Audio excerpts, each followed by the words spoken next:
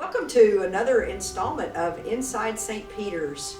We hope you are enjoying these brief but informative videos and meeting some of the people who work on these projects and behind the scenes that really keep St. Peter's moving in a positive direction. We are working toward a whole, better, caring, faithful future together. Today I'm happy to welcome Chris Odom. Chris has been a member of St. Peter's for about 15 years. He served a 2-year stint as senior warden. He's been on the finance committee. He served on the search committee. He's served as a vestry member several times. And today he is here to talk to us about a kind of a new thing, our archives. St. Peter's has a long and storied history as a church in the Diocese of Arkansas, and Chris and some others have taken on the task of organizing our archives into a usable and preservable form. So Chris, welcome. Thank you. And just tell us a little bit about what the archives include and what the project is all about. Sure. Well, we were fortunate that when our previous parish administrator, John Churchwell, left last year, he had begun kind of putting all of the different photo albums, documents, newsletters together in one place. They were very scattered all over the church, in closets here and there and in file cabinets in the office and other places. So he kind of consolidated it in one area. And it was clear that we needed to kind of digitize and make it accessible for our parishioners, because it is part of our story. Absolutely. And you can't have, especially with our stewardship campaign this year, we're looking forward and what do we hope to see St. Peter's do.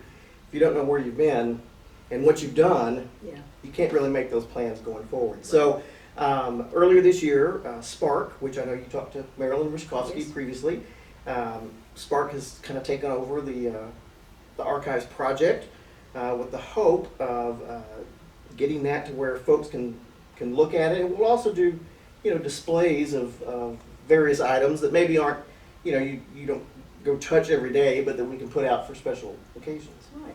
So I know you're working on the organizational bit now. Do you know when it might begin to be accessible? Sure. I think the easiest thing would probably be like the newsletters. There's also some old sermons that are fun to look at, just to kind of get a voice of what was being said back in the day. The plan is to kind of get those into the library, which would be easy for folks to go kind of treat as reference material. You wouldn't check it out, but you could come in and look at it and put it back. Longer term, we plan at the parish hall, there will be a permanent installation that is kind of a timeline. And you think of kind of like what you would see in a museum. Mm-hmm. You would see probably images, letters from when the church first started, and then the key events that bring us up to today. Like I said, that'll be more of a permanent exhibit that's there all the time. And then we plan to, actually at our last meeting we talked about how we'll do a temporary exhibit that would coordinate with perhaps the church season. So Advent, I think, is what we're kind of shooting for, to have something up for Advent that would pull in the themes of Advent that we could present through the archives as well. Again, that'll be in the parish hall. If you can't see the originals, there will be copies of the originals, so that everybody can get up close to it and touch it if they want to, and not damage the original. So that's awesome. The history major in me is very excited by this. I just can't help it. So in searching through all of this vast material, and I know there's a lot of it. There is. Yes. Do you have or have you found a favorite memory of your own of St. Peter's?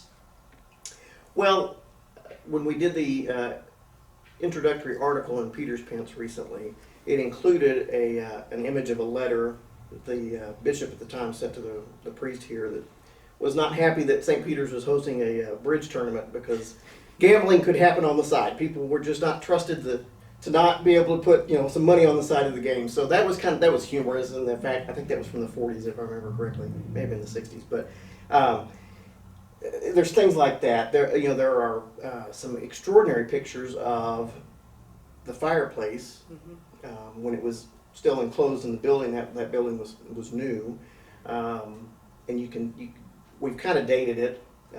There's no writing on the back, obviously, but we kind of dated it, and we're figuring out who's in it. And it's interesting to look at the clothes, obviously, and the furnishings. Big lights and acoustic tiles were all the rage back then. Right. So that's been kind of fun. Good. So we close each session with one of James Lipton's 10 questions. And so today, Chris, I will ask you, when you get to heaven, what do you hope to hear God say when you arrive at the pearly gates? There's actually 3 things. Okay. The first is, job well done. I would love that. The second is, here's your family, so I can see them. And then I really want to be asked, want to go again? Really? Yeah. That's awesome. Yeah. Well, thank you, Chris, for your time today. And look forward to more installments of Inside St. Peter's soon.